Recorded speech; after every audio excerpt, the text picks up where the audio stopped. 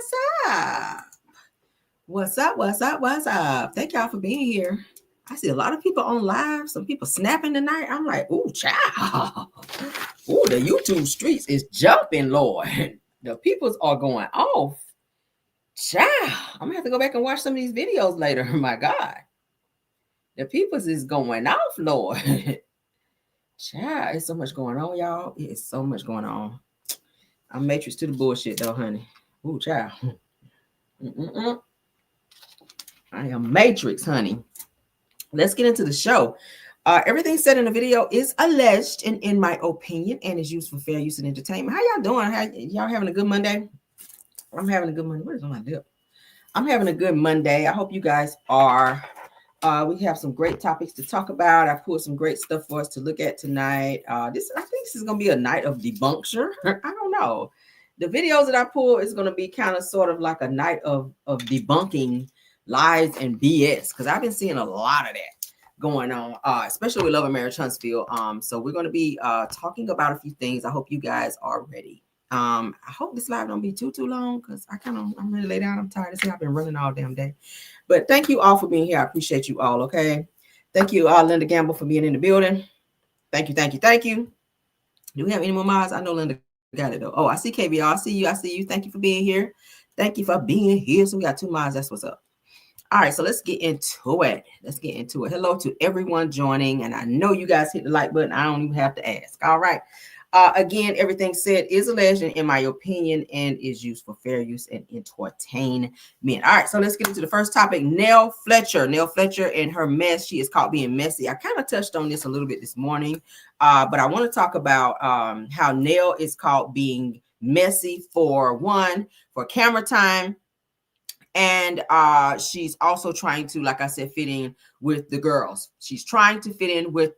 All right. So I'm going to play this clip that I found, and then I'm going to play the other clip that kind of debunks the bullshit that Nell is under. Okay. So Nell acted like she did not know that Sonny was doing IVF, and she brought up this moment after she knew that Sonny became very emotional behind talking about her IVF treatment and her journey. So Nell, you use this moment in order to, I don't know, maybe you were catering to Destiny's feelings by bringing it up in the company of Destiny, for Destiny maybe to be able to get a haha and a look out of this moment, because you already knew what it was. So let's get into it.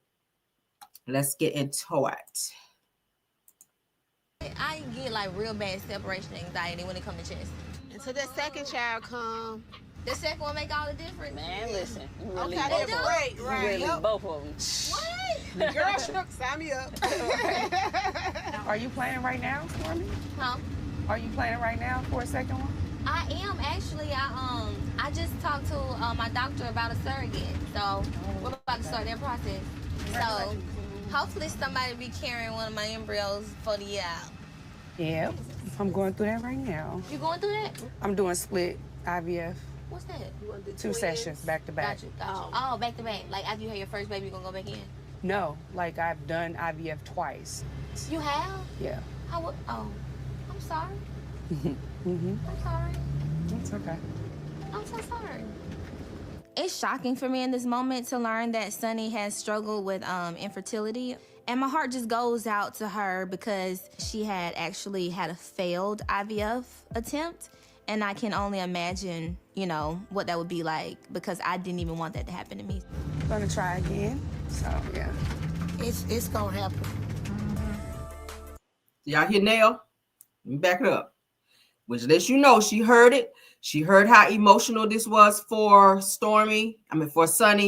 And she still brought that up in the company of everyone after this conversation was already talked about. Let's play it one more time. Oh, yeah. It's gonna happen. It was Nell. We started our IVF sessions, and, the doctor pretty much told me that my time was really ticking.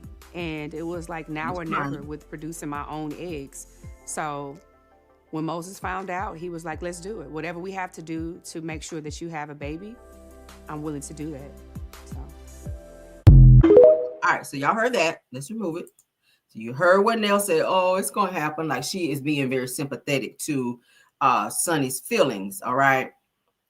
But then in this post, let's share, because I didn't like the way she spin the block on this situation with Destiny sitting there knowing that this was going to be a very hold on.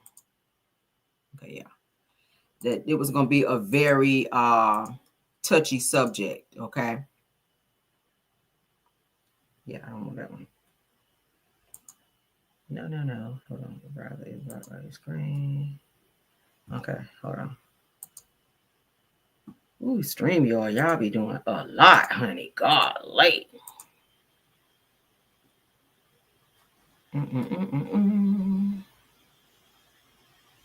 Hold on, y'all.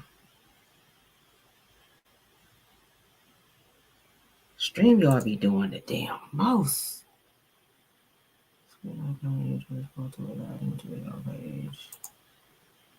What? Yeah, I just did that. Hold on, guys. StreamYard is doing the damn most. Shout. All right, let's try it one more time. I don't know what the hell. Bro.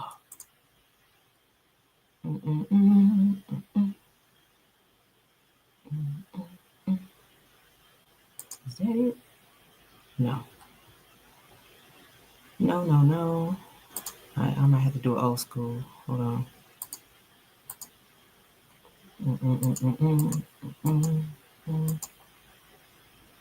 God darn it.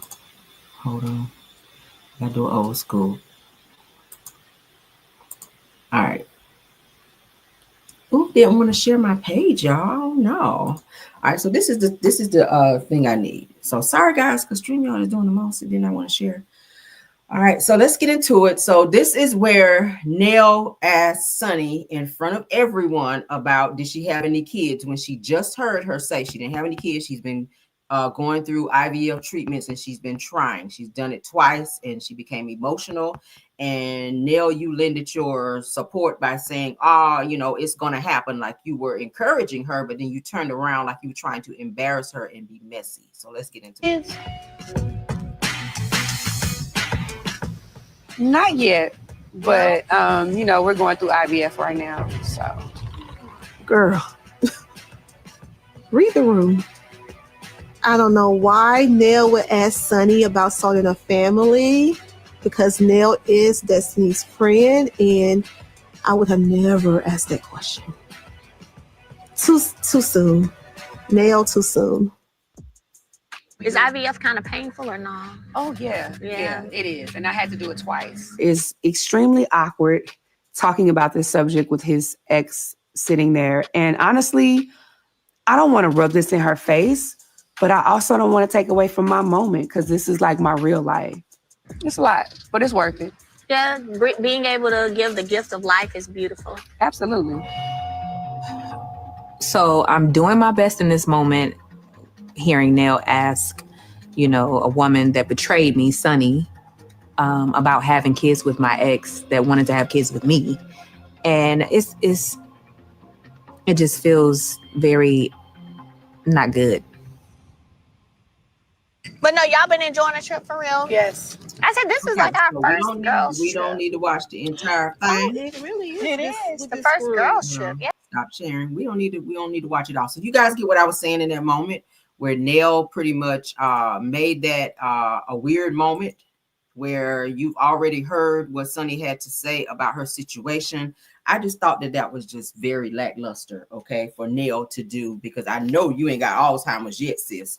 And I really feel like you were looking for a moment, and I feel like you were being very messy in that moment because you were being insensitive to what she was going through by bringing it up again, knowing that was a very soft spot, okay? There's many women out there that cannot have children, and to continuously bring it up, especially in front of someone who you know that they don't see it for, to have them have a reaction and maybe say something out of line or look a certain type of way, because Destiny is not in favor of Sunny having any children with Moses because Destiny wanted to have a child with him herself. So it was very messy of you to do that, Nell, and I had to call you out for that, sis. Okay. All right, so let's continue. Trish, honey, Trish sends out a warning. To the people to let them know, honey, after the episode aired where she left, the girls trip. Okay, she's letting the people know.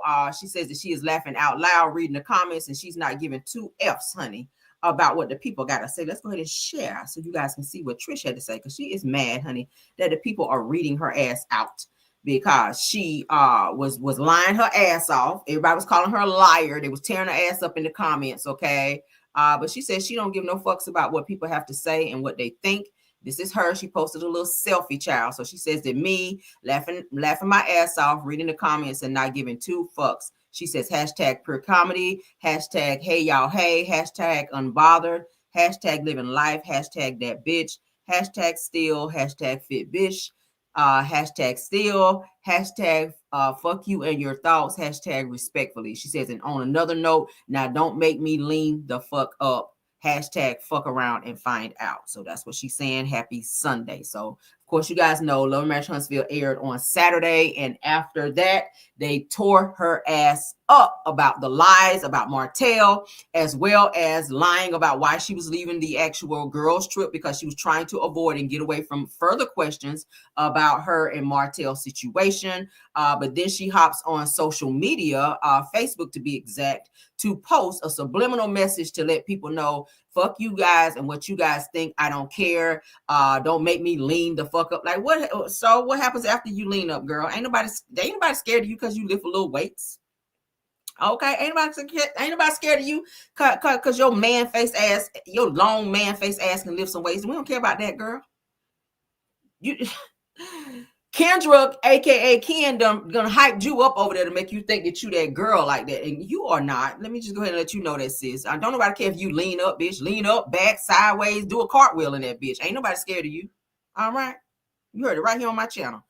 You had to come all the way over here to my channel to figure out. There won't nobody scared of you, girl. All right, lean whichever way you feel you need to lean, but your ass is a fucking liar. Okay, you are a manipulator, and your ass got read the hell down in the comments, and yeah, we knew you were going to get in them comments because you already knew they was going to eat your ass alive after that episode. So, baby, maybe, just maybe, you want to stop lying about your interactions and playing the fuck out of Ken while his ass is on national television capping for you when you are really playing the fuck out of him, okay? Because you a man eater, sis. You are a man eater, and it shows, all right? All the men that you eat go to your damn head and your face. Moving on, girl. We got more for you. All right? That's why your damn chin long now. Every time you eat a man, that damn man go down there in that chin and it's stretching your chin further and further down where your ass out here looking like the Joker. Out here looking like the Joker, child. Oh, long-faced ass. Fuck around and find out. Don't make me lean the fuck up. Girl, lean wherever you need to lean. Hope your ass fall over and hit that chin so it can knock that bitch down. Give your ass a chin reduction, all right? Lean real heavy and hard, child, so you can get yourself a chin reduction over here. Looking like your ass ready to bite some damn body. Let's move on, though. Ass off my screen. That bullshit. Ain't nobody scared of you, girl. All right, moving on, child. Moving on. The audacity, girl. It's the audacity for me. Ooh, child. People be trying it. People be trying. All right, so let's get into Destiny, child, with her lying ass, because, child, who else can do a better lie than her?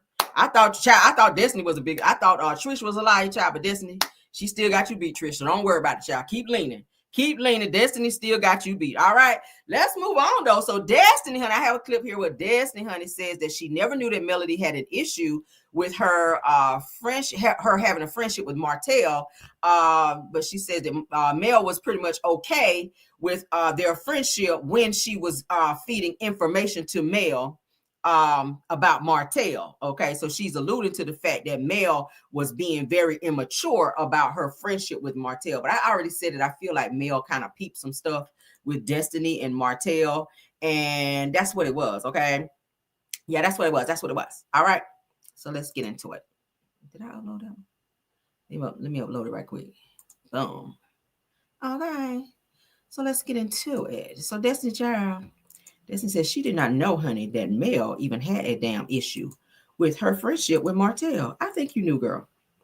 Let's get into it. All right, and here we go. Mature people in the fold, Yeah, it can be a balance. Ooh, and it's turned all the way For up. me, Yeah, I felt like I was that person that could balance it, but I didn't even really realize or know that that there was an issue with me being friends with Martell until sitting in that scene with her and her saying, Can y'all hear? I don't know why it recorded so low. That is weird. She said she didn't even know that Mel had an issue with that she had an issue with Mel, or that Mel had an issue with her until she filmed the episode where Mel kind of went off on her about her being friends with Martell. Let's back it up a little bit. I'm gonna be very quiet so you guys can hear, because this is very low. My God. And for me, I felt like I was that person that could balance it, but I didn't even really realize or know that that there was an issue with me being friends with Martell until sitting in that scene with her and her saying what she said to me about him calling and all that. But to me, I hate to say this, but girl code is I'm not supposed to say this, but I'm gonna say it. It was okay when you felt like you were getting information. It was okay. And then for you to think that I would give him information, that's not girl code. So there was never that exchange because, again, he's a man. Right. And we're both going through divorce and we're both going through the trauma so of you that. could relate. Yes. On her, what she's going through. And 100%. It seemed like you were, and all the things that I saw, to be honest, it did seem like you were very, very careful, mindful of, hey, no, you wrong, Martell. Or you had no problem telling him. And Melody, they just don't play a lot of it. Girl, you need some 7th Avenue on them knees. What's going on with you? Girl, you be on your knees a lot. Damn. Destiny, you be on them knees too much. Look at your knees, girl. Look at your knees. You've been doing too many throat crunches, girl. Look at them knees. You need to contact Mel. I know y'all not friends no more. See if she can send you some 7th, 8th, and 9th damn Avenue so you can get them knees back right, child. Oh, Lord. Damn, you need a pillow down there next time, girl. Ooh. Right, and Melody. Child. Okay, so did y'all hear that? So she said she did not know Mel had an issue, honey, with her being friends with Martell until Melody approached her about that. But she said that Melody didn't have an issue with her friendship with Martell when she was telling her stuff about Martell and what Martell was doing. But she only had an issue when she started hanging out with Martell like that. And yeah, 7th, 8th, and 9th Avenue, baby, because them knees, ooh, child, you need a pillow down there next time. Whoever you with, child, tell Lance, hold up, let me go to get a pillow right quick before we do what we got to do. Because, baby, my knees is fucked up out here. So I hope you guys were able to hear it. I'm not sure why, because when I listened to it, it was loud. Now that I'm playing it here on StreamYard, it's low. But yeah, I hope you guys heard that. What y'all think about that? I think Mel made it very much so clear to her that she had an issue with it, okay? She let you know how she felt about it as well, Destiny. You knew whenever you told Mel, hey, I got to get off the phone because Martell is clicking in. She had already told you that she had an issue with that situation then because you and her were friends and she was kind of talking to you and kind of pouring her heart out to you about a situation about her and Martell. But then you told her, hey, I got to go because Martell is on the phone. I was like, girl, no, you don't tell your friend that when she is in a vulnerable moment and she's trying to talk to you about something, especially when she's been there for you through all of your bullshit, okay? Like Miss Van said, damn, every time we around Destiny, something always going on. Y'all remember we talked about that the other day, where Mel had to go in and help Destiny going through something emotional. And Miss Van was like, hell no, I'm going to sit in the car. I ain't going in there because I'm sick of this shit. It's like every time Destiny comes around, it was some type of drama according to them. But heck, baby, them knees is tore down. Did y'all see that? I was like, damn, bust down, Tatiana. Okay. All right, so let's move on. All right, so y'all know me, honey. I love to dig up interviews.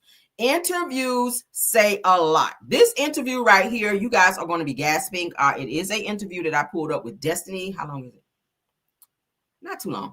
Okay, so that's why we're going to jump right on into it because I want to get through it, okay? You guys are going to learn a lot and compare what's going on now and compared to what she's saying right now in this video. You guys are gonna be like, bullshit. All right, that's why I like to pull. And this video is not too old. It's really not that old. It's just only a few months, okay? But I wanted to pull it so that we can kind of get an understanding of Destiny and the storyline that she has right now and the things that she's been saying on her Mental Mondays as well, which I call bullshit, all right? Because she's been doing a lot of lying. And this video is going to show it, all right? So Destiny, let's give you your moment, child, all right? Moving on.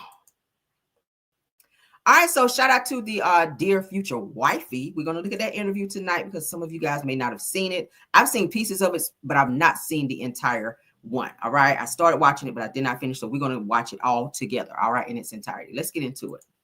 Your host, LaTerra R. Whitfield. Listen, this is season 8. Are you still shacking up with us? If you're still shacking up with us, come on, y'all. I mean, we got to do better than this. Can we get a commitment?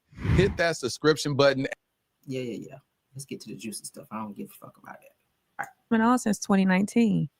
Oh, Let's get it back because I want to hear. Been on since 2019. Oh, I want to hear everything. Okay.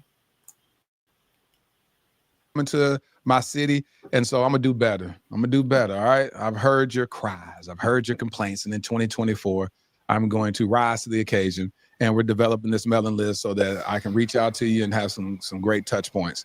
Well, listen, today's episode, I got a buddy on the podcast, good old friend, and so we're gonna chop it up. We're gonna have a conversation. I don't even know the title of the episode. We're just gonna talk and have fun.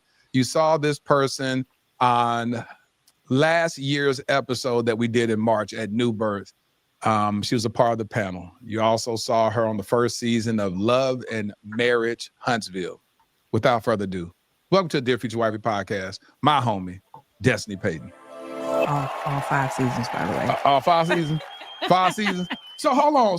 Okay, so y'all know right here, she's going by Destiny Payton. Now, this was only a few months ago. Now, when she went to jail for forging LeBeric's name, coincidentally, her name is Destiny Payton Williams. So she never wanted to take LeBeric's name, but it's given that she went and maybe changed her name and put Williams on the end so that she could have some access to some stuff that LeBeric was having, I noticed.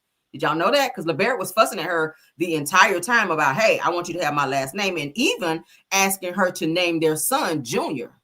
But she said no, she wanted him to be Law, and we already know where that name came from because she and Moses were talking about having a child, and that's what they were going to name their son. So it's very crazy that you would name your son, your firstborn son, after a name that you came up with your side dude versus your husband who is asking you to give your first son by him, okay, his name and make him a junior. So Destiny just recently added Williams to her name, and now we know why, so that she can have access to whatever LeBeric has, because you didn't want to take his name prior. But let's get into it. So minus the last one. Minus the last. So it was that many seasons. Yeah. Show's been on since 2019. Okay, so that's what it was. Okay, because I kept hearing people like, well, what happened to you or whatnot? I didn't know that it was 5 seasons and then you just disappeared. And what happened? Why did you disappear? Well, what had happened was... What happened was, when Black folks would tell a story, they always start off with what had happened was. All right, so what happened was? The political answer is contractual issues. Yeah, that would be why I didn't return. So it has something to do with money, pretty much. See, Black folks, we keep it lit on the Dear Future Wifey podcast. So basically, they wasn't trying to run you your coins the way you wanted your coins. I understand. All right. And so since then, how have you been doing?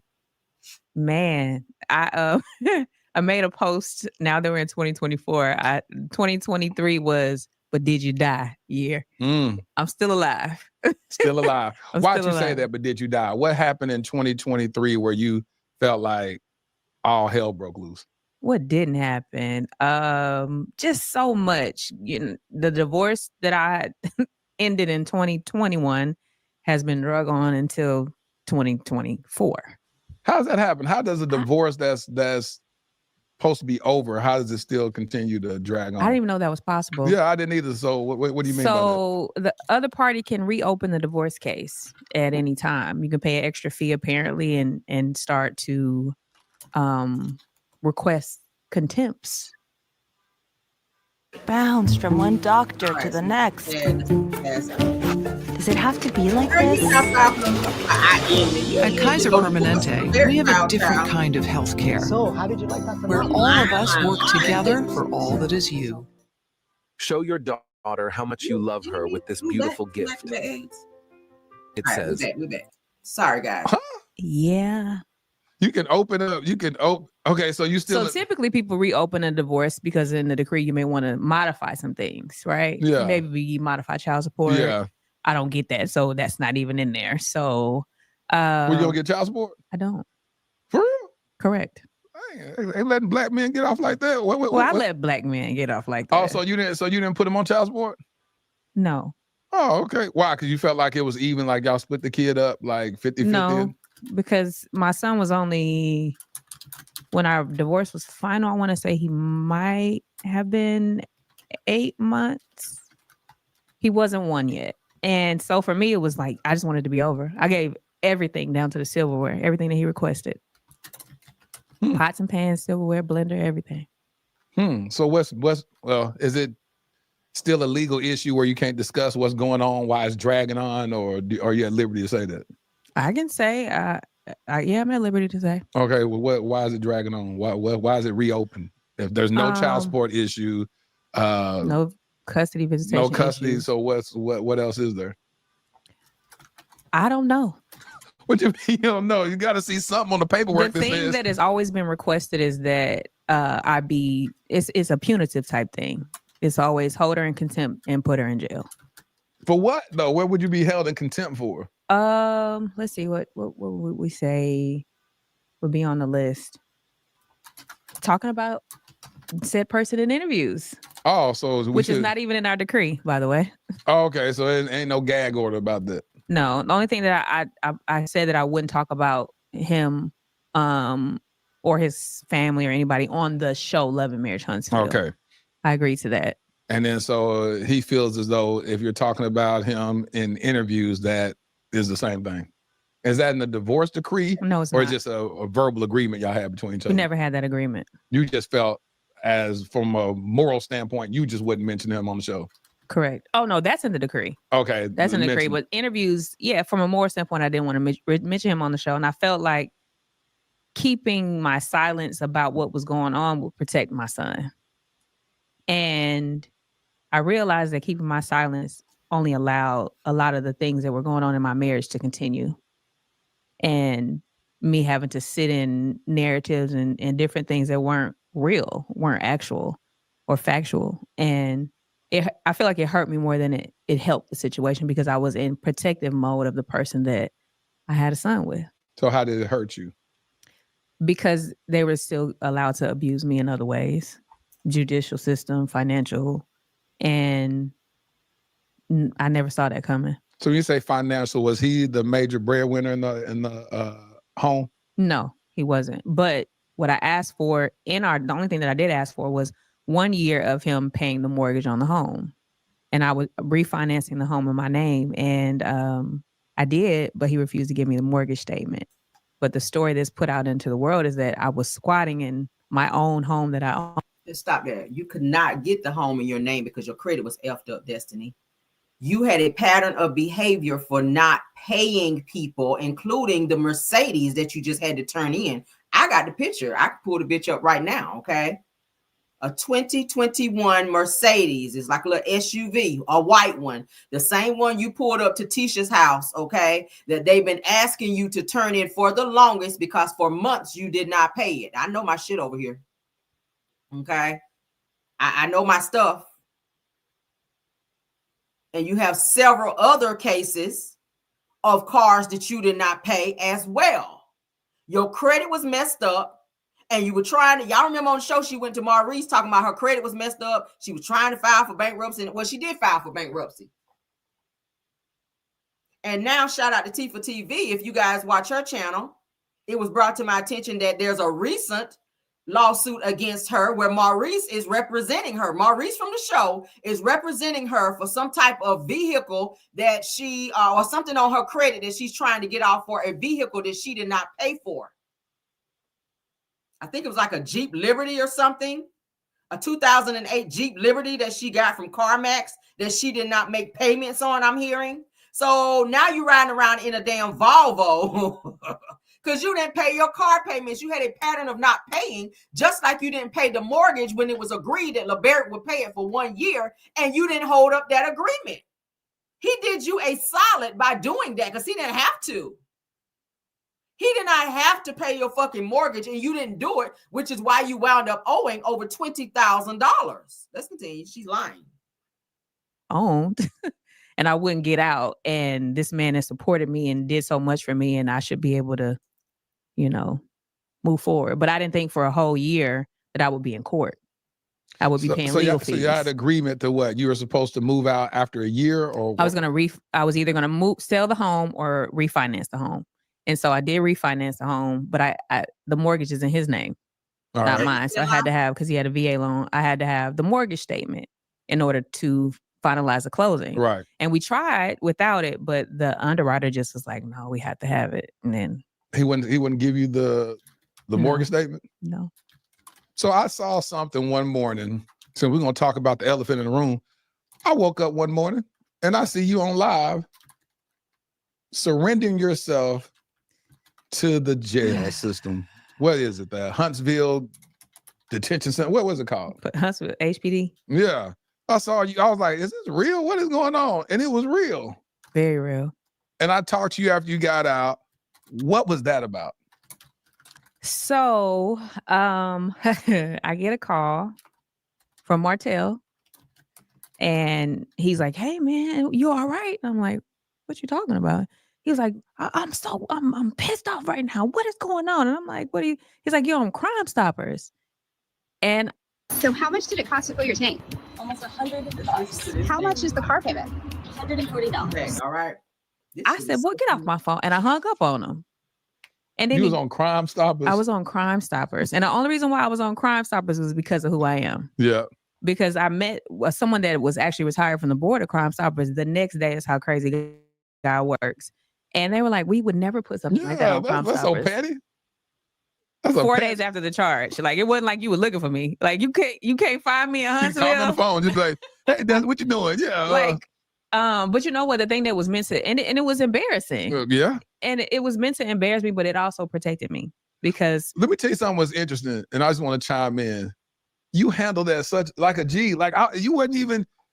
I know it may have been meant to embarrass you, but you didn't seem embarrassed by it. Like, what made you go on live? Because you could have not told anybody that. You could have just went in, surrendered. You know, your dad was feeling what he was feeling, all that stuff, and then went and got out and then never mentioned it. Because it was done publicly. And that was the first time I ever responded to anything that had happened to me in my dealing with my ex-husband publicly, because he made it public. So how else do I respond? How did you get on Crime Stoppers for something like that? Somebody made a call. Somebody knew somebody, had to.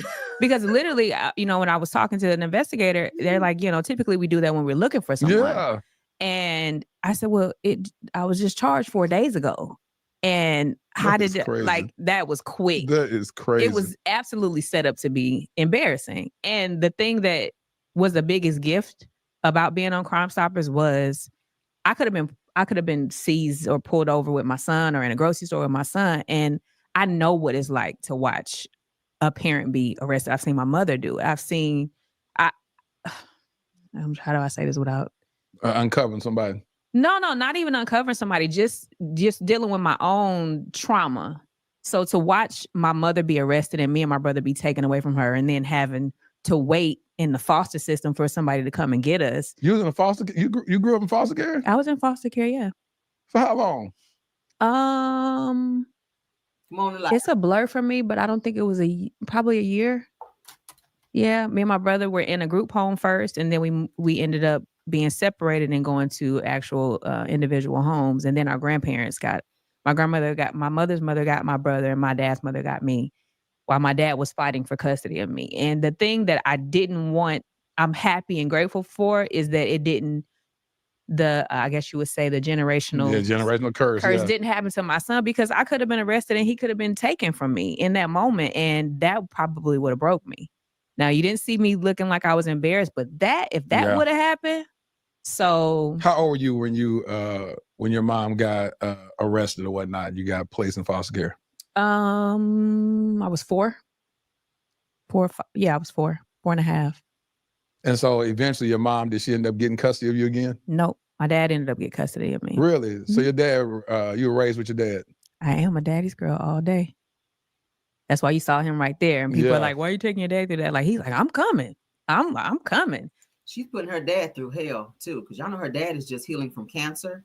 Destiny's running up his credit and fucking his credit up too, because her dad also signed, I'm hearing, on this recent car that she had that she didn't pay for, and there's a lawsuit out there for it. So his credit is also effed up, addition to Destiny's, because he signed for her to get this car and she wasn't paying the payments. So she's pretty much using her dad and his credit and money as well, because every time she get locked up, y'all saw in the video where her dad, who was on a cane, who's barely making it, like his ass could barely get out the car, going down there trying to get her out of jail. So it's one extreme to the next with her. because he said he looked at it on his phone. It popped up on his phone, and it came up as a notification. Yeah. As a father, if I, oh Lord, as a father, I don't want to tell the story that he told me that when that the things that he did after he saw it. As a 72-year-old man that's battling cancer, the one you blew up his to have his only child going through that. Girl, what y'all think about that? Add in the chat what y'all think, honey. We're back. So he saw that pop up. You've experienced that. How did you? So when Martell called you and told you that, then what? How long before you decide to turn yourself in? The next day. The next day. What was that decision like? It was hard. It was a hard decision, but it was like, what's the process? What do I need to do?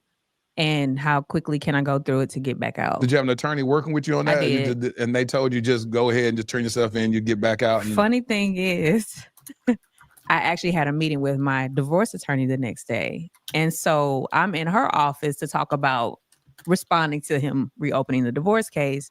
And I had to tell her, hey, I was on Crime Stoppers. Like, what do I do? And then she had to refer me to a criminal attorney that I now have to pay to go and get the advice that I need to turn myself in, and then make an appointment to go down and prepare for this charge that I have to fight. And what was the charge for? Forgery in the third. And then, Crime Stoppers said blatantly, Destiny Payton Williams forged her ex-husband's name on a utility contract. A utility contract? Mm-hmm. So was this something that y'all had? Y'all hear that? Destiny Payton Williams. Now, why all of a sudden you go and change your name and add Williams to your name when you and LeBert are divorced? You already told this man on national television you were not changing his name because your family's name, because something about your mom or somebody who in your family was very close to you and you wanted to keep your last name and not his last name, and he was feeling a way about that. So now after you guys are divorced, automatically you go and change your name, and then you're locked up for forgery, and you're locked up under Destiny Payton Williams. What kind of fraud scamming shit is this, y'all? All right, help me understand this, because this sounds real petty to me that became a legal issue. Explain what that means. I'm sitting in jail asking, what am I here for? Because I didn't know what it meant either. I don't have any utility contracts with his name on it. Never have. So it's like saying basically that you went and got the electricity in his name. Is that what they're trying to say? Or you got like a water bill in his name? I think so. That I forged his name on it when I don't have. And I mean, it's only so much that I can say because we're still legally in the fight, and I want my attorney to be trying to box me when I get home. But like, did you even bring that up? But I can say this for sure: I do not have and never have had any utility bills in his name. It's only been in my name. My question has always been like, and this is the part that grieves my heart, is that you can marry someone, be in love, not in love, whatever, but one can make a decision to marry somebody and the marriage don't work out. File for divorce, have kids, not have kids. Different people have different scenarios in the situation. But how does it get to the point to where one would put their ex in jail over something as petty as that? Like, I try to wonder that, because like even my ex-wife and I talk about this in the past. I've cheated on her in our past marriage.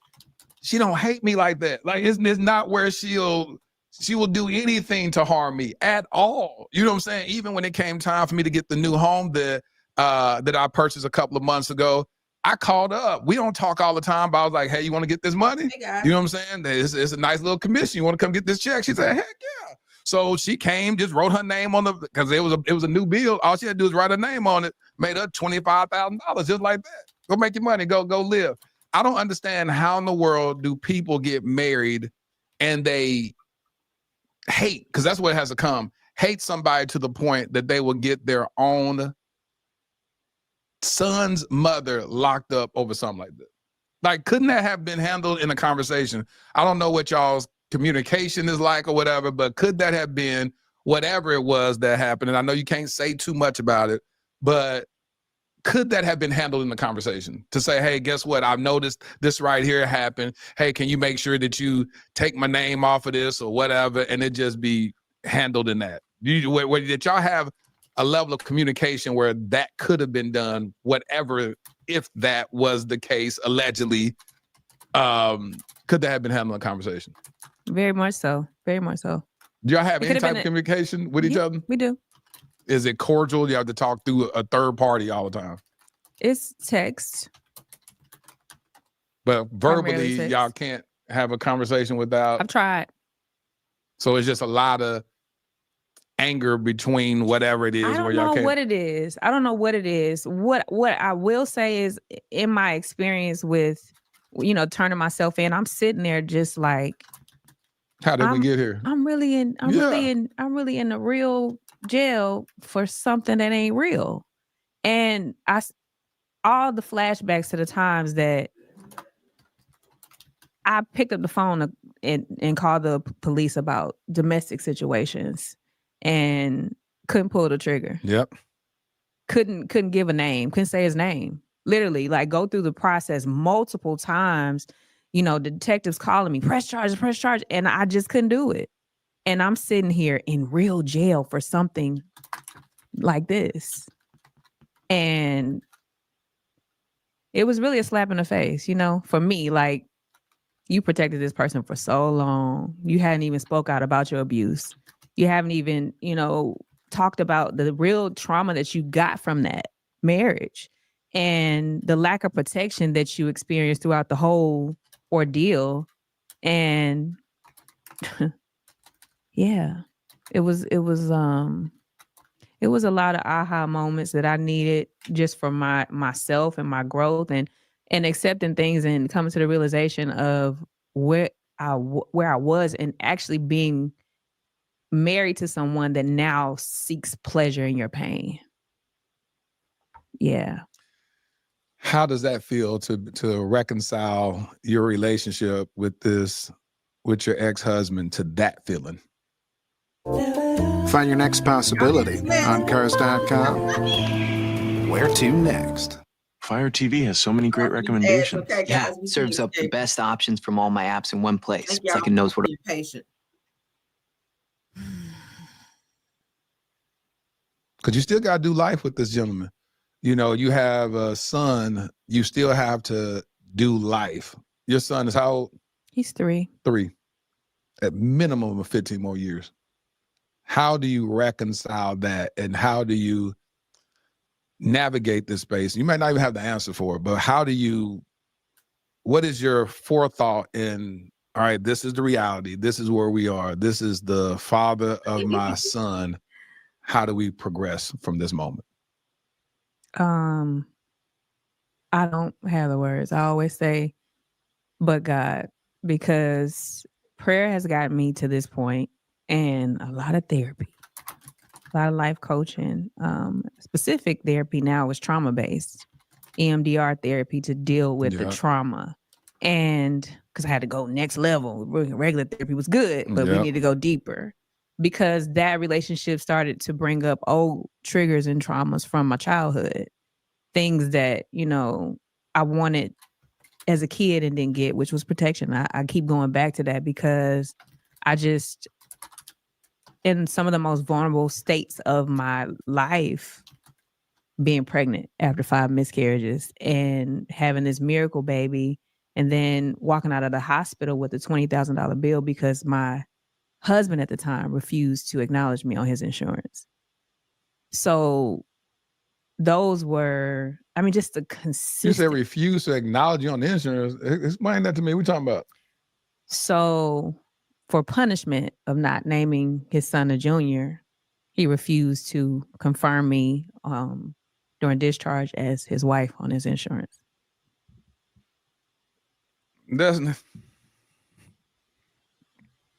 So you were stuck with a $20,000 bill. Mm-hmm. Mm-hmm. While I was married. Okay. All right. Explain to people what that level of therapy was. It EMDR? What's it called? EMDR. It stands for I forgot the acronym. Don't ask me. Reticular. It's something, but they'll do. Explain what happens. You can do light therapy in your eyes and explain. It's various things. I haven't really gotten deep into the physical aspect because my initial therapist was remote, and she had an incident where while she was doing light therapy, her internet went out, and it was traumatizing to her because you're opening stuck. up. Yeah, you're just stuck over here. Yeah, you open up some things for a person and you can't get them back. So I now have one in person. So I get to the next level of the more physical work. Because, initially they have you go through, start with your earliest memory and then, keep going. By the time I got to, I want to say 7 or 8, I couldn't go anymore. Like, I just couldn't take, I was like, ooh. What was it doing to your body? It was just, talking about it now is bringing up stuff. Like, I'm a little uneasy, but it just started to, I started to remember things that I completely have forgot. I remember toys that my aunt got me when I was 6 and a nightgown. Like, things started to really come out, and I was just like, whoa. It was just a lot of trauma. I had a lot of early trauma that I remember vividly. Are you open enough to share some of those without sending you into a spiral? Yeah, I'm open enough. Dealing with my mom, her drug addiction. I didn't know what that was at the time, of course, but seeing her being, jumped on by drug dealers looking for their money, walking in and the smell of it, those things I remember. And, being touched as a little girl and just things that just constantly happen. And did not just say something happened to her when she was a child. That explains why she is the way she is, why she jumps from man to man to man to man, why she likes to entertain. Like you said, I'm seeing several men. She's never going to be content. Destiny is never going to be content. It don't matter who she meets, guys. It doesn't matter who she meets. Just like with the situation with Moses, when he told her, I have a girlfriend, I'm seeing somebody, and Moses was seeing this person for a while. When he started seeing Destiny on the side, and she told him, I don't care. She was happy to be his side chick and sleep with him, knowing he had a girlfriend. That's I just said. And I hadn't even seen this part yet, y'all, because I'm telling y'all, I'm watching the rest of this with you guys. I only saw like a piece of it. But I did not just say something happened to her as a child that she might have been maybe like, she just said it. She was touched. Let's continue. This interview is eye-opening. And I remember us, like one of my earliest memories was, it's just kind of like, I don't know, you just kind of snap and you remember when you were a little kid pulling up to our apartment and the kids jumping on the mattress next door. Oh, I'm sorry, guys.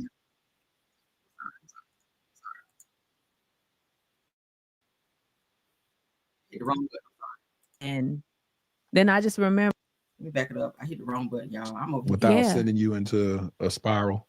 Yeah, I'm open enough. Dealing with my mom, her drug addiction. I didn't know what that was at the time, of course, but seeing her being, jumped on by drug dealers looking for their money, walking in and the smell of it, those things I remember. And, being touched as a little girl and just things that just constantly happen. And I remember us, like one of my earliest memories was, it's just kind of like, I don't know, you just kind of snap and you remember when you were a little kid pulling up to our apartment and the kids jumping on the mattress next door to the apartment. And I was like so excited, like, oh, that's a memory. But then when we get inside, we didn't have windows in our bedroom.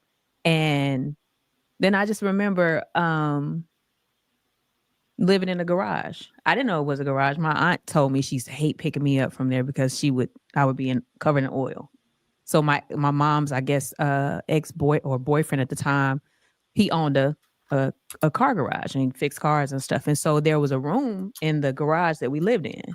That was another memory that I had. And it's just, those things started to come up and I was just like, oh, wow, I forgot all about all this stuff. How did you process that to think about those things, especially the essay situation? How are you dealing with that? Transform your ride into a How do luxury y'all haven feel with about our this? 5-seat car seat covers. Very easy to That install. explains why she acts the way she does. It's interesting because I remember as an adult telling one of my aunts, and she was like, "Yeah, you told us when you were a kid." And I'm like, "I did." And she said, "Yeah, you told us." Because I always been a very, vocal Open person. Yeah, vocal kid, speak my mind. You ain't gonna tell me nothing, and I'm gonna tell you. But I was like, "Well, y'all didn't do anything." Like, the only reason why me and my brother got taken away from my mother the night that it happened was because I refused to go to their house. And I looked at my brother and I said, we were at a friend's house playing, and one of the boys was over there, and he's like, "They can come to our house," and because my mom was late picking us up, and I was like, "No, my mom said we can't come over your house anymore," and it was not the truth, but You said stuff happens over there. yeah, and I had already told my brother, and I remember the night that we went to spend the night before the incident happened, before we got taken away, and I remember one of them trying to wake me up, and my brother saying, "No, she's asleep." And I literally was faking because he knew it was going to happen to me. And was it an older boy or what? Yeah, he was a teenager. And two brothers, actually. And my brother, that night that we ended up getting taken away, he stood up and said, "Yeah, my mom said we can't come to your house." And so I guess the lady waited and waited, and she ended up calling the police to try to ride around the neighborhood and find her mom. And that was the night that we got drove to foster care. How'd you feel? Do you remember that moment, 4 years old, like you're in this strange place, they told you can't go back with your mom? That's very near and dear to me as a licensed foster parent. Anybody in my chat, do y'all remember, like, if y'all went through anything traumatic, like as a very young child, do you guys remember that many intricate details as a 4-year-old or a 3-year-old? Can you remember that far back, like detail after detail, like Destiny? Because it's just spruing out like this shit just happened yesterday. So it's weird to me that you can go that far back in time and you remember so vividly that happening to you at 4 years old. Is that possible? Somebody said no, yes. I don't know. I haven't experienced that, so I don't know. Weird. Let's continue though. How did you feel in that moment? Well, the interesting part is, after riding around the neighborhood, going back to our house and trying to find my mom, we saw her coming out of this building as we were leaving the neighborhood. And I'm yelling like, "There's our mama, there's our mama." And the police just kept going. And in that moment, I knew, like, they're not going to take us home. And I just remember crying. And I remember me and my brother sitting next to each other just crying, and them giving us candy. I remember that. And then the group home that we ended up going to was literally across the street from the office, and we walked over there and we watched TV with this older couple, and the social worker was there with us, and I guess they got us comfortable enough to leave, and there were two other girls there, and I just remember going upstairs, and there were bunk beds, and that was the beginning of, like, the beginning of my new life. And so being in this abusive marriage, as you refer to it as, it brought up all that. It brought up all that past trauma. For a long time, I didn't even recognize it as abuse. So when it first started, it was like, okay, I fought back. And so it took me a long time. My actual lawyer had to say to me, just because you fought back did not make it not be abuse. And I didn't get that. Because you're from Detroit. Yeah, I was going to say, I've been fighting all my life. Yeah. So that explains the big D energy, guys. God darn it, it just came to me.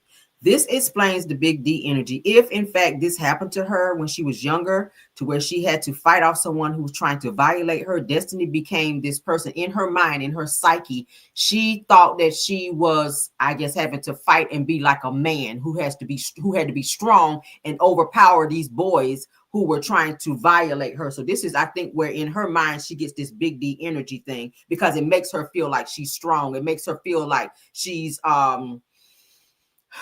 this, aggressive person. And if you guys notice, anytime somebody tried to approach Destiny about something, she becomes very aggressive. That is her, what's the word I'm looking for? That's her safe space. that is Destiny's safe space to come off as aggressive. I think she ain't gonna pinch a fly, but I think that I think her coming off as being that way and making somebody think that she's going to be aggressive towards him is her safe space in order to keep people up off her and to make people back up away from her when she's feeling a certain type of way, because she doesn't want to open up. She's been that way towards Mel. She's been that way towards, of course, we saw that between Sonny. We've seen that towards Stormy when she picked up the chair. So she does have an aggressive nature, and that big D energy, yeah, it's a defense mechanism for her. Because according to her, like she said, she had to fight people off who were trying to sexually maybe be inappropriate with her. So that was her way of protecting herself. Wow. Oh, and not that that's a good thing, but wow. So it got to a point where I was just trying to fix it. I wanted, going to therapy, and just I was so focused on the end goal that I didn't acknowledge the fact that I was in a situation that may never change. And this is where I tell people and women that I talk to all the time, do not stay in a relationship for potential. Yeah. And you cannot love and abuse it through it. And you just can't. And once they disrespect you on a level of putting their hands on you, there's no turning back. And I didn't understand it in the moment. I really didn't. We're going to go to therapy. We're going to fix this. We're going to go to therapy. Or we're going to talk to this other person. And every time we got to the point where it was real work, flight. And then I'm still sitting there by myself like, well, I mean, maybe this is not the right therapist. And I go to another therapist, same situation. To the point where I had a therapist say to me that if you don't leave, he will kill you. Let's reverse. You met your ex-husband how old were you when you met him? And how long did y'all date before y'all got married?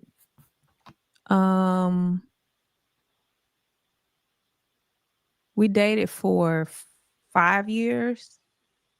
Yeah, 5 years. We were together a total of 7 years. We dated for 5 years. We were engaged for almost 2.5 years. And yeah, it was all long distance. Oh, y'all was long distance. So you were in your early 30s or 30s. You met him. He lived where and you lived where? I had just moved back from LA to Atlanta, and he lived in Huntsville. All right, so he lived in Huntsville, you lived in Atlanta, and then how did y'all meet?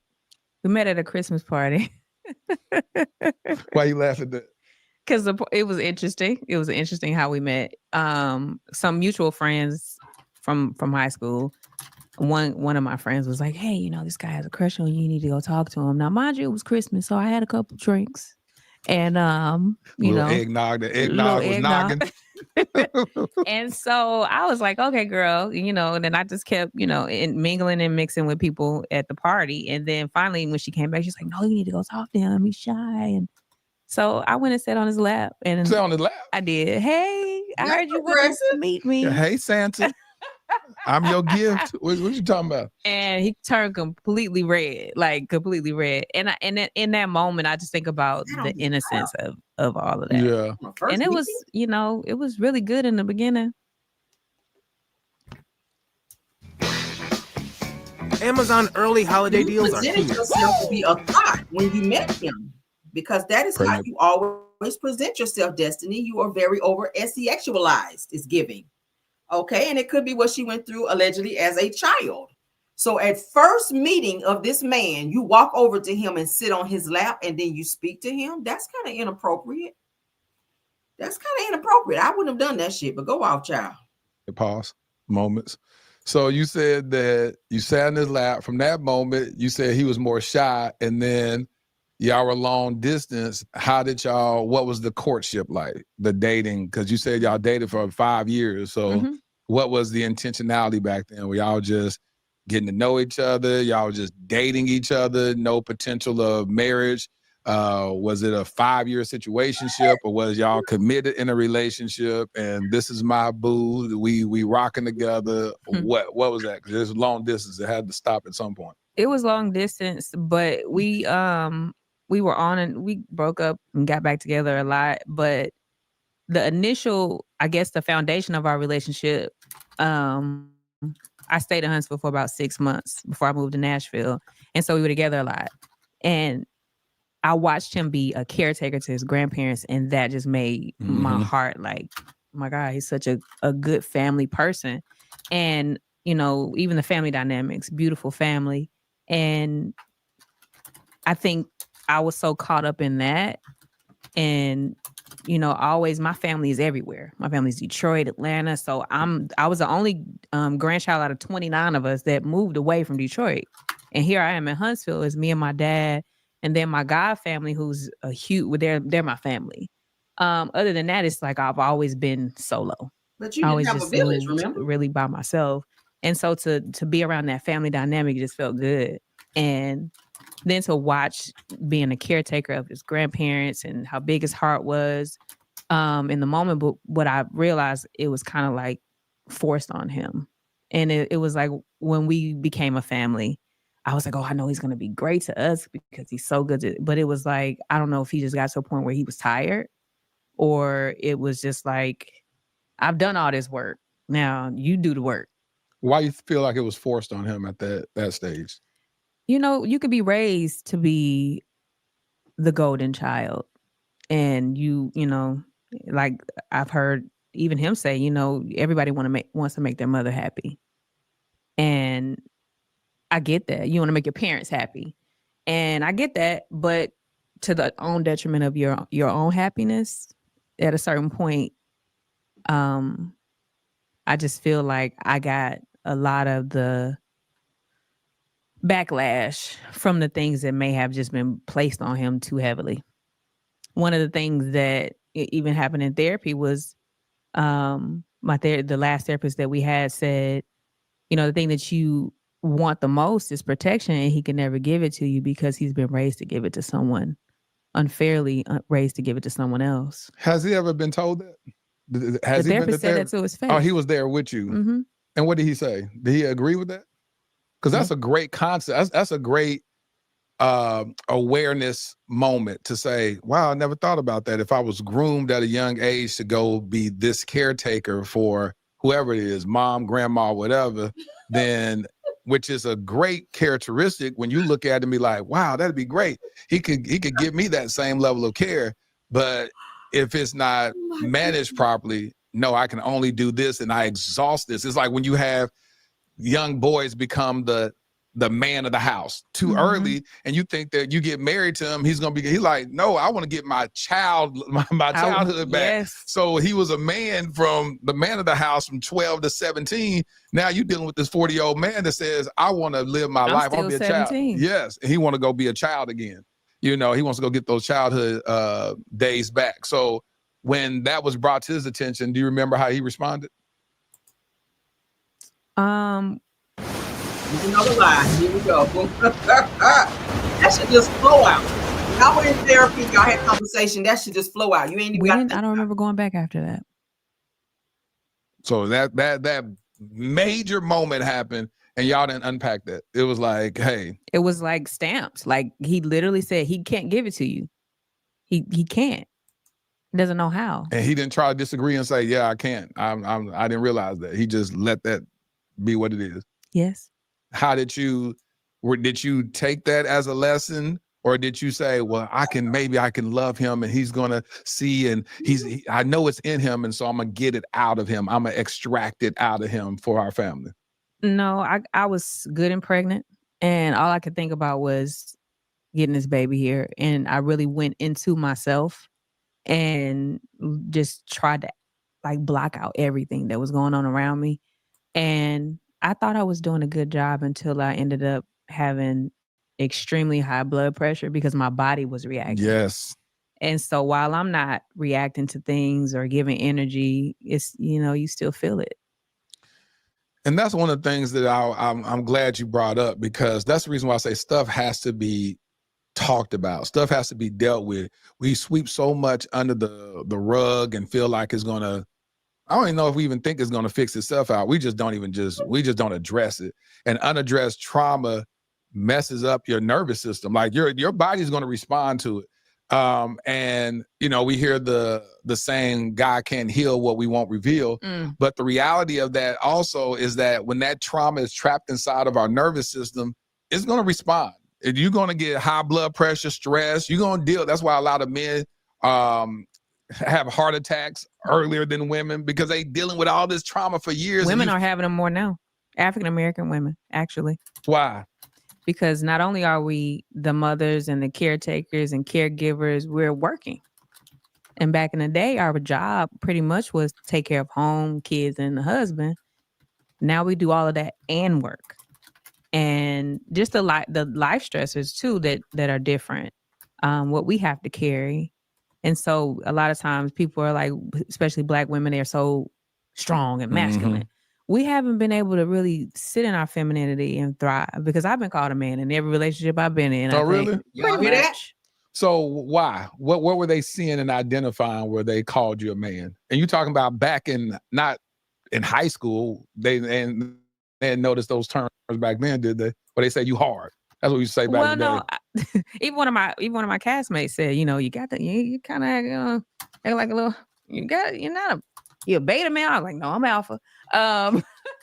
Get it right now, big D energy. But so you said you're an alpha man, not an alpha woman. Yes. And so I don't think it was more so what they were seeing. I think what they probably, and what I now understand, is the environment that they were creating for me to be in. So if I'm not in an environment where I feel like, oh, this person has me, I haven't had that experience where I feel like wholeheartedly this person has my back. Why don't you respond like that to me? I never saw this alpha woman. You don't act like that around me. Really? No, I've never seen you. Well, I'll say this one thing with this production situation, it's a big deal. Like, it's, you walk in and it's a whole production studio. You made sure that I was taken care of. So I felt comfortable. But even beyond this moment, like even when you came out to the Stellar Wars, and just anytime I've talked to you, you don't come off like that. Is that something you've been aware of that you've been trying to change over the last year? Or I don't know you well enough for you to show that side? No, I would say I definitely have been doing a lot of work. And you also, I don't feel like, the times that we've encountered, that you just kind of had me straggling out there. Like, I don't feel like that. Yeah, no. But you said you've been like that, which makes sense, because if you had to go into this self-preservation mode as a young child from 4 years old, you didn't have that covering and that nurturing of your mother until whatever that moment happened, whether she re-entered your life. When did she re-enter your life? Okay, that never happened. So she's around. And when I tell you, I know where I get my strength from. I didn't understand it before. And in therapy, I said to my therapist, I was like, I got to a point where I had to put myself in her shoes and look at life through her lens. Yeah. And that's what helped me heal. And then I had another epiphany. I was talking to my life coach and I said, my mother is from Detroit. She survived the epidemic of crack cocaine. And she's still here. She's still in the streets. She's still, day-to-day fighting. And that's a different level of strength. Also, the pain, because I have 7 siblings. Nice. It is 8 of us total. By your mom? By my mom. One that was murdered, my oldest brother. The only sibling I ever lived with and had a relationship with, because my other siblings have been put into the system. It's 3 of them I've never met. We literally can be in a room together that I probably wouldn't. So you talking about the one that you were raised with, that you went in foster care together? He's my no protector. Longer, he's no longer here. It all makes sense. It all makes sense. Hey!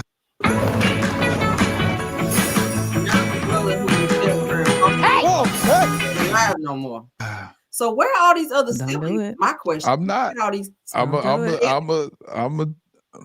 It makes sense. I'm sorry.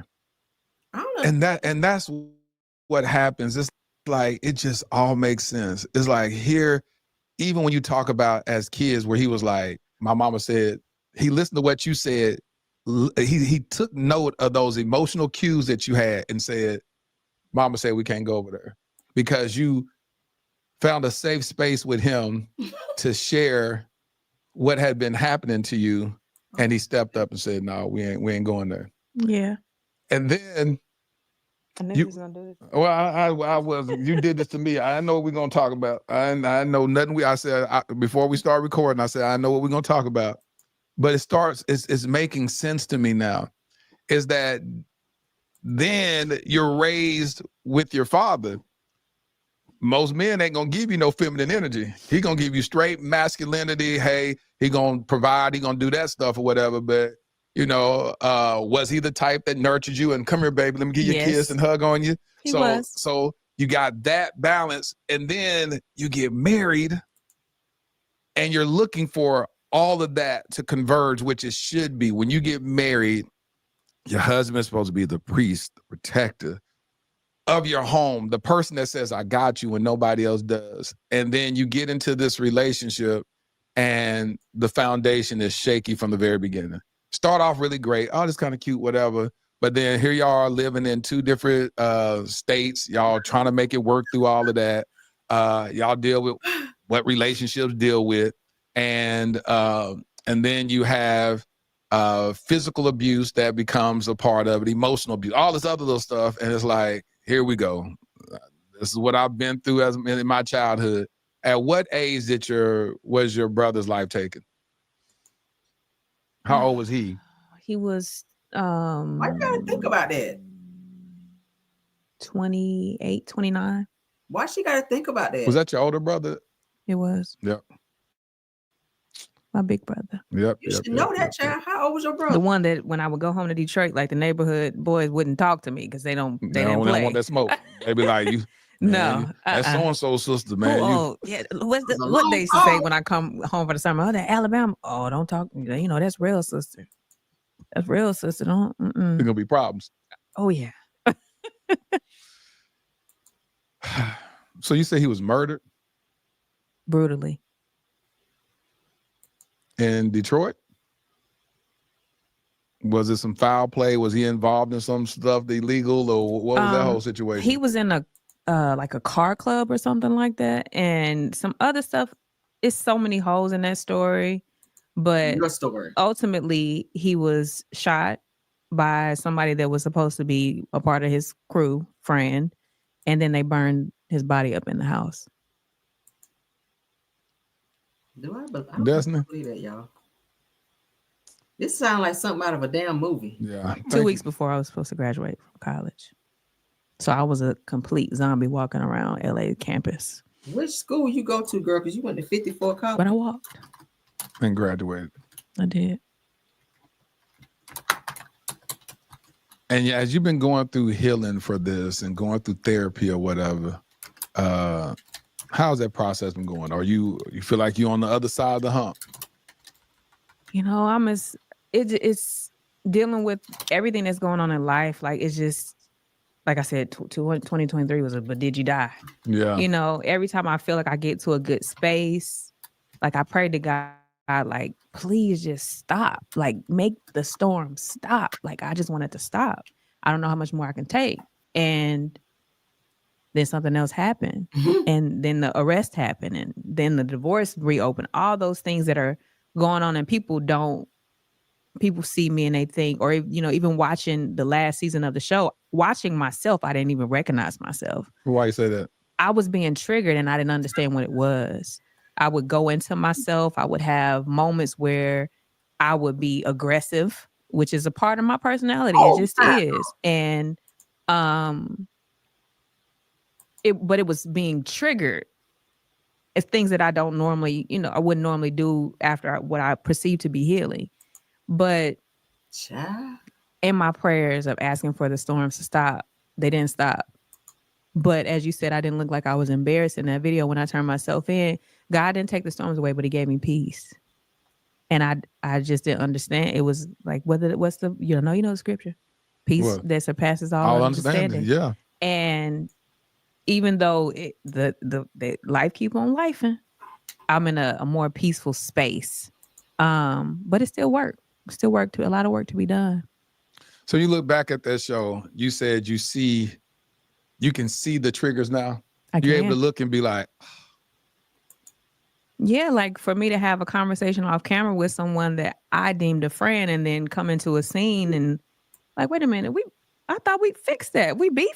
Like, why did I know we were beefing? The camera started rolling and now we got to beef again.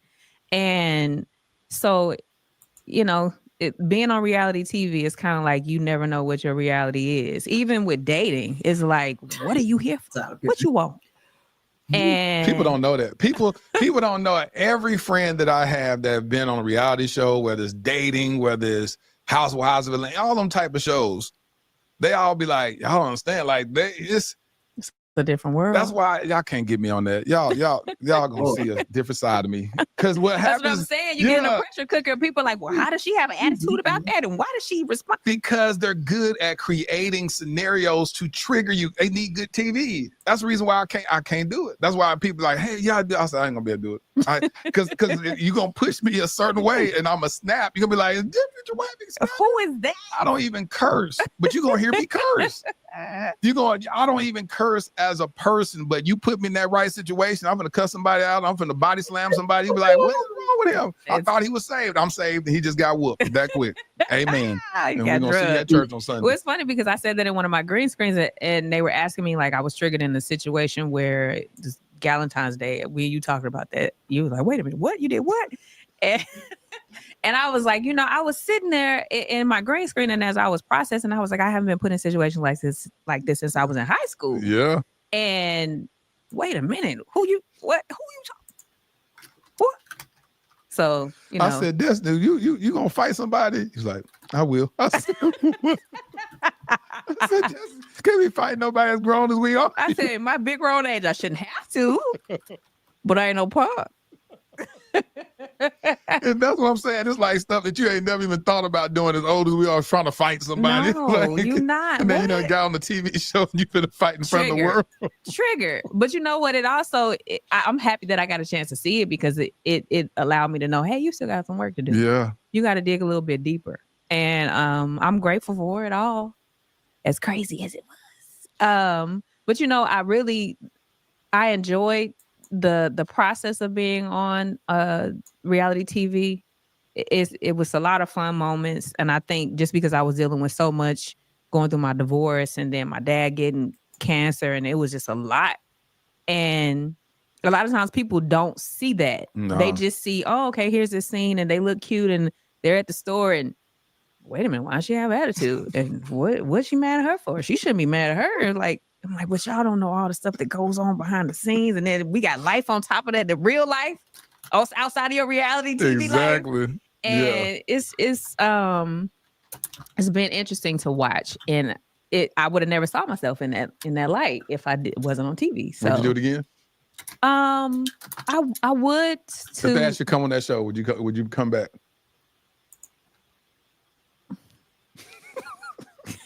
Her face changed. I would because I feel like my story is unfinished. The only way that I would is if they told my story the right way. And yeah, and I would. Are you healed enough to go in there and not act a complete fool? A complete fool. Well, I've never acted a complete fool. If they know, see, this is the thing about it. When the it ain't calling them the devil or nothing, but I'm saying when the devil knows your trigger points, they'll cook the perfect scenario up for you and be like, oh, I know, I've heard, I see what happens. And they, I ain't gonna name the show, but it's this particular show, is a reality show that they have the people talk to a therapist, a freaking psychologist actually, and they sit down and talk to you to vet you or whatever. It's a dating show. And you thinking you're talking about like, okay, well, I guess they're trying to find out if I'm, make a great partner or whatever. Info. They collecting data. They're trying to see how your mind works. So that they know, oh, they said that their greatest fear is this, or they hate people like this, or this makes them, they're like, well, what will make you snap on somebody? If somebody came and they disrespect me and said something about my kids, then they'll put somebody up there and they'll say something. They be like, well, yeah, I don't date no one with kids. Hold on, what y'all say about my kids? And then now you have this crazy situation that happens where you're triggered in the worst way, and we're watching as viewers saying, gosh, she so overreacted on that. It's like, why she act like, why would she care what this person thinks? But then put the perfect scenario where you like, why in the world did you respond like that? Because granted, as self-aware as I am, you put me in the wrong situation or right by a producer standpoint, you're going to get the reaction that you want. I want to get to the point to where I'm like, Jesus. Well, heck, even Jesus went and tore up the temples. You know what I'm saying? At the end of the day, he was like, that was a scenario for Jesus. If he was on a reality show, you'd have saw Jesus go tear up the temple. Yeah. You know what I'm saying? Here's the reality show. Jesus done walked up in the church and started throwing tables over. You know what I'm saying? What kind of PR does that look like for Jesus? Hey, we're going to have to work on that, Jesus. Hold Jesus on. got to work on that. You got to tip it now. You know what I'm saying? And so that's what happens in the right situation. We're going to respond in ways that may be unbecoming. And so my thing is, when I ask you, would you go back on there? Do you think that you're in a place to where no one could push those triggers? I think I'm in a great place. Yeah, I think that savage mode. I think I'm in a great place. The funny thing, you talk about producer, you said that people with this show was a therapist. Yeah. So it was a recent situation. I bring it up because it's very, very recent. Is imagine confiding in the person that they have assigned to be your producer, and then you find out that producer married your ex. Oh yeah, that's it's not imaginary. That's actually what happened to you, Destiny. Yeah. that's actually what happened to you, Destiny. So what is it? Is it really happen? Yeah, that happened, Destiny. Last month, I believe. Last month, this guy that you was dating is now married. Are they engaged? They just engaged, right? Or did they get married? I think they might be married. Okay, might be married then. You know they married the producer, one of the producers of the show that was assigned to you. How you feel about that? Well, being that she told me that was her cousin, it was really interesting to know that Cousins was married. And I know we filmed in Alabama, but she didn't say that the dude was her cousin. She said that to you. So the thing that's crazy is that, the job of a producer that's assigned to you, a field producer, is for them to, you confide in them. Yeah. And not only was she my producer, we actually became friends after she left the show. And well, here we go with the lies. We protect what we love to ensure future. Trying to get in here. She would say things to me like when I would have those moments like, this is crazy, I'm sick of this. And then she would say things like, you know how many girls would love to be in your position, and you know how many girls would love to be on television. And I didn't think she was talking about herself. The whole time I'm like, that's. And so then when I found out the cousins got married, she did not say that was her cousin. She done told you. So did he say that was her cousin too? The word was we people, like they, I know, like that's my people. You know what she meant? Yeah, like we got cousins, and so I'm thinking real for real, like real talk. Like in a million years, like I didn't know. And then I get a text message where it's like, hey, out of respect for you and our friendship, and as a woman, I want to tell you that we getting serious. I'm like, when did you and your cousin? When did y'all even start dating? What are you talking about? Because real talk, like I knew that the man wasn't my husband. We had already broken up. Let's say that. I had already ended the relationship, and it was just a lot of things that were red flags, and I wasn't going back down that road again. And then a long distance on top of that. So, but you like the long distance relationships, huh? I actually did, because I like to be. I'm an only child. My dad's only child, and so I'm used to, after my dad got custody of me, I'm used to being. But that's another story. And so what that got to do with it? The thing that about the whole situation, I've known that man for over 15 years. Y'all go way back. Way back. And then I had to look at that relationship like, now these people are creating a storyline around me. This is my real life. Like they're trying to like pitch a show, I think, or something. I don't know what's going on. I don't know. And then I go back to 15 plus years ago when I was dating someone that was actually a celebrity, a rapper, and off and on. And then that's when he first heavily pursued me. Oh, the guy you started dating. Yeah. And then now here we are, fast forward, I'm on television and he's heavily pursuing me again. So then I had to think about what was the real intention? Like, were you ever who I thought you were? And what I can say about the situation is, it is what it is. People find themselves in situations and They ain't got nothing. Well, it do got a lot to do with me because it's a whole storyline. But people will create storylines around your reality and use it for gain clout, attention. How long y'all broken up at that point? Probably about 5 months, maybe. And do you feel like it's betrayal on who part? His part or her part? Or both? Why? Because we got to, when I said we continue the relationship, I got messages on my phone, I love you, sis, miss you, sis, surprise birthday parties I was invited to by her sister, like things like that. So it was a developing relationship, and I confided in her about my relationship, not only as my producer, but as my friend. And, but the biggest betrayal is him, because I knew the relationship wasn't going where it needed to go as far as marriage or anything like that, but that was still my friend. So answer this. How would you have responded if she came to you or both of them came to you and said, hey, listen, we are interested in each other. We're at the interest stage. We haven't even been on a date with each other, but I'm interested in her. She's interested in me. Do you mind if we pursue this? What would you say? Who, Jesus? I can tell you what I said on the day that I found out, but that's hindsight. You got to go by at the beginning. If they did things right, listen. Would you say, we done this 5 months ago? We I ain't gonna say I'm gonna say that now, but I probably eventually would have got to a point where I respected it, But at that moment, would you say no? I can't tell you because I am not in that moment. Well, and I can't tell two grown people no. But at the end of the day, I respect honesty versus betrayal and sneaking. Right. And so for me, it's like the worst part about the situation is that I know that friendship the door is closed. Like him and I can never be friends again because of betrayal. And that's the part that stung the most. That you felt betrayed. Yeah.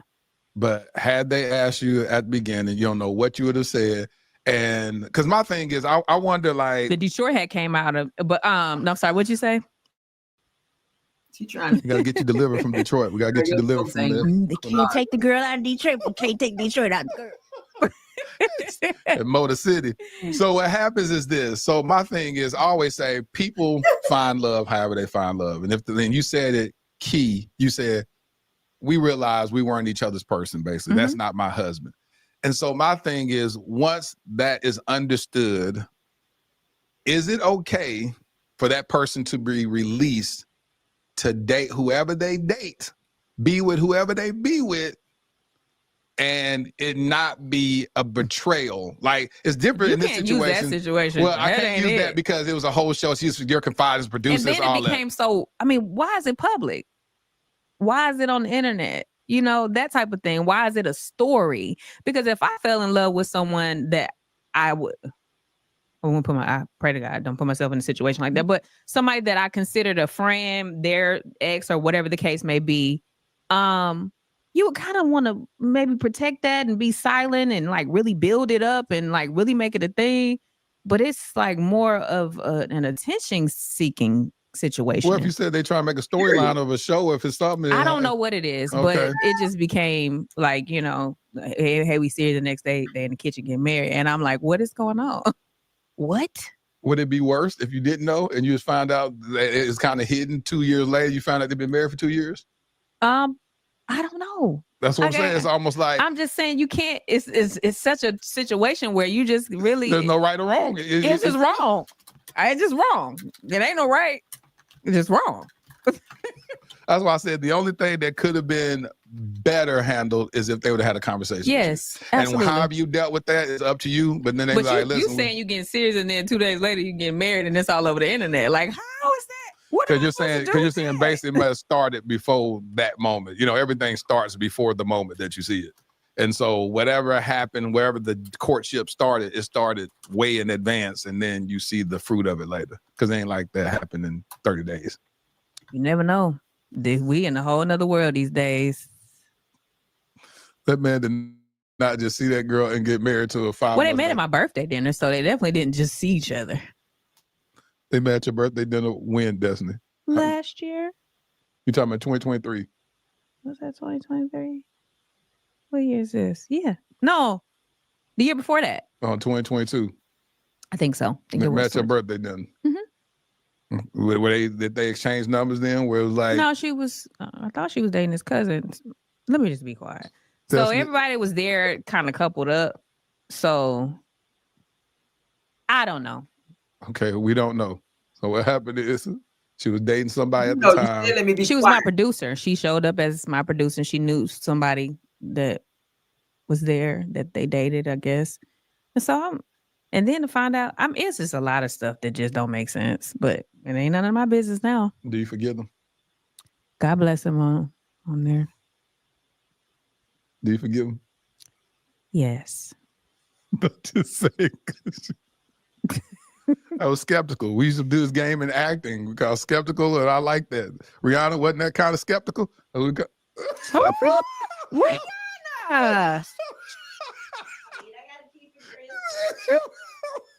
She talking about, yeah, I do. Well, we're gonna get to that stage. We're gonna get to that stage. At the end of the day, it's 2024. You got no, seriously. Yeah. I mean, their life is no longer a part of mine. So I wish them well. No, you don't. And you will still go on that show knowing that you'll be in that. I don't know about welcome to my world. You got to confide in producers and not trust them. It's a lot. And then you'll go back on that same show and then watch them now married, and this is a guy that you dated. That'd be. They're not on the show. What are you talking about? No, they ain't on the show. You said she's a producer for the same show, ain't she? No, not anymore. Okay, she ain't produced on the show no more. Okay, well that makes it a whole lot easier then. Why you look like? You think? Why do you look at me? I just things flash through my head, things I'm thinking about. It's okay. Doesn't it? Do you desire to get married again? I would love to know what marriage is like. Why are you laughing? Because you've been married before. I've been married, but I've never been in a marriage. Woo! Go with this bullshit. Unpack that, Destiny.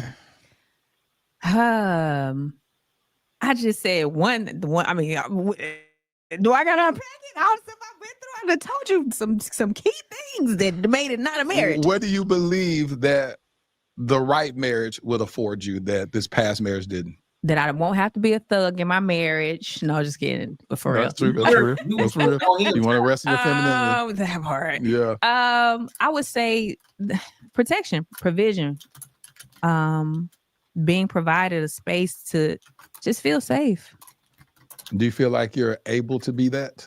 Are you able to wait to exhale? Are you willing to lay down your sword and be like, or is that going to be a struggle? Have to be I can't say the word. Yeah. You got to be a heck of a man. Don't say it. A heck of a man. All man, like a real one. Not a sassy one either.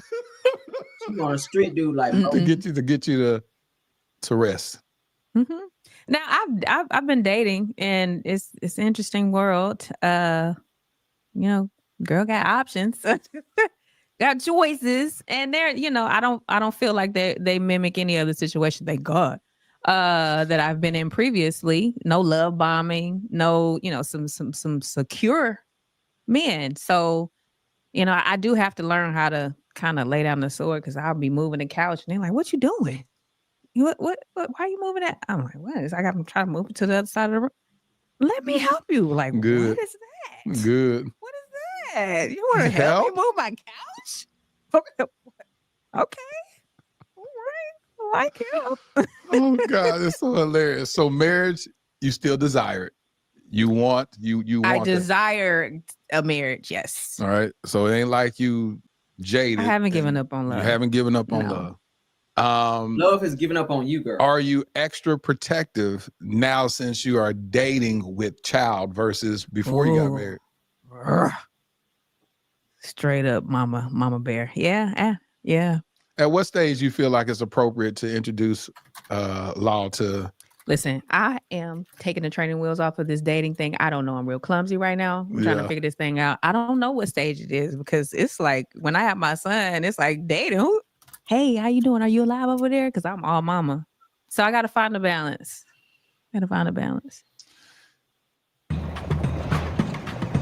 One tight spot and two competitive brothers. Nowhere near. Well, I do want to.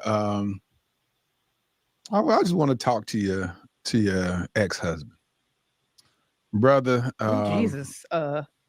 Brother, because I got to talk to, I got to keep my kings lifted up, because I am a huge advocate for a healthy family, healthy families, especially Black families. And I always say that our kids are witnessing how we are loving or not loving their mothers. And kids don't choose sides. I'm telling you, they don't. They love both parents equally until they start seeing, hey, you're treating my mom like this, or you're treating my dad like this. Why can't they, the old Rodney King thing? Why can't we all just get along? That's what kids really want. And so the marriage didn't work. I understand that. But there still should be some type of healthiness in co-parenting.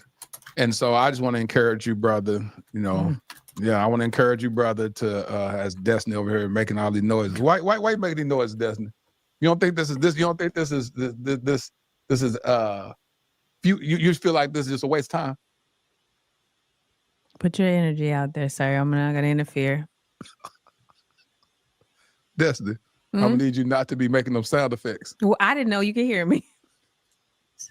Oh, Lord Jesus, amen. See, keep doing I'm just praying because that's necessary in this moment. Think about that. What happens if this moment changes the trajectory of y'all's co-parenting relationship? You would literally be Jesus. You walk on water. Well, I'm believing that I'm Christ-like as a Christian, and that I believe that as one brother to the next, I can encourage you, King, to just make it healthy. Whatever you've been through, whatever y'all's relationship has been through for the previous years, and I'll say this, I'll be transparent. My daughter had a surgery last month. The mother of my child, that's not the woman I was married to, but a woman that I had my daughter with when I was in high school. Her mom, we've had a tumultuous relationship going, throughout the years. But my daughter called me yesterday. She said, my mom said that she enjoyed talking to you at the hospital. Y'all was just having so much fun and y'all was tripping out or whatever. I have been so intentional on making sure that no matter what, we had a healthy relationship. And it hasn't been healthy all the time. But I kept saying, my daughter one day told me, she said, how are you able to respond to my mom like this in times or whatever? I said, because I want to show you my love towards you by the way I handle your mom. So, brother. That's a different situation. I encourage you to love your son by the way you love his mom. Love your son by the way that you love his mom. Doesn't mean you got to call all the time. Doesn't mean all that Please type don't. of stuff, but just, Destiny. I'm sorry. Destiny, you see? I'm sorry. Those sound effects. See, I'm not perfect. I'm not perfect in none of this. Please Still don't. working on me, I'm Lord. talking to my brother right Oh, here. sorry. Yes. So you don't have to call every day, but what you can do is when you do talk to her, when you do send her a text, it can be healthy. Whatever y'all dealing with from a court situation, drop all that mess. End that stuff. Let's move in 2024 with a place of resolution and peace. And I guarantee you what you're going to deposit into her by just loving her with respect and honor, God is going to return that back to you. You're going to find yourself living a more peaceful life. Just shake all that stuff. It don't even make sense. So I'm believing God for y'all's relationship to become healthy so that y'all can raise up this awesome son in a very productive home environment. Now, I don't believe that was wasted. All right, we're going to stop it here, guys. We're going to stop it here. What did y'all think about this interview with Destiny? I heard a lot of lies here, girl, okay? I'm going to have to take a melatonin so I can sleep, baby, and I don't be up thinking about all these damn lies tonight. But I don't think he heard all of the details of this situation. I feel like it's one-sided. This is Destiny's friend, and she only chooses people, like I said in the chat, that's friends of hers who she likes, who she knows is going to kind of see things in her way whenever she's speaking, versus doing their homework on the situation, which obviously he did not, to ask her the right questions and kind of hold her accountable. Destiny doesn't want to be held accountable. Just like Martell goes ahead and he looks for people who are going to kiss his ass when he does an interview, who's not going to hold him accountable about what he did in his relationship and or marriage to Mel and those children. He would never interview with me. And I know that because I'm going to hold his ass accountable. Same with Destiny. I don't ever expect her to come on my platform because I'm going to hold her accountable. I know a lot about this situation I haven't even said yet. Okay. But had she come to my platform and I interview, I'm going to ask her the hard questions and I'm going to give her the right type of advice that she definitely needs in this, because Destiny is a loose cannon. And she's very delusional about life and how it works. And I think that she's trained herself to just kind of go in and out of reality the way that she does. And the shit is fucking crazy. Just looking at this interview, just the way she, at 1 minute you are mad and talking shit about LeBerick. And then when he asks you, how did y'all meet, she starts blushing like, oh, well, I walked over and I sat on his lap. It was like another moment. I was like, who is this person? It was kind of giving bipolar a little bit. And I don't like to call, I don't like to diagnose nobody, but it was giving a little schizo and a little bipolar in that moment, Destiny. Okay. I saw a few moments like that, but in that moment, especially, yes. But we're going to end the video here, guys, because back in this video, he's really just talking bullshit. I don't want to hear it, but thank you guys for joining us tonight. All right. Ciao. Oh, Lord. Thank you to my Mars, Honey, Bell Wilson, KBR Tyra, and Linda Gamble, as well as Scorpio Miss. Thank y'all for modding, okay? Somebody said giving you silver. Let me put that up. Baby, that's silver all day long. All right. Thank you, Ebony the Best, for stopping by. I saw you in the chat. True TV Podcast, thanks for being here. Purple Unicorn, Aries Girl Podcast, Deary Talk Show, Messy Host, ATL, Boss Lady Brand, Girlfriend Chronicles, Chronicles of Kim K. Love, seen, heard. Thank you all for being in the building. If there's anybody else, thank you guys for being here as well. All right. All content creators. And thanks for everyone in the bushes and everywhere else. All right. Thank y'all for watching. Love you guys down. I'll see you guys tomorrow. Don't forget to like the video. Don't forget to share the video. And please subscribe to the channel. Okay. Let's get out of here, guys. Bye.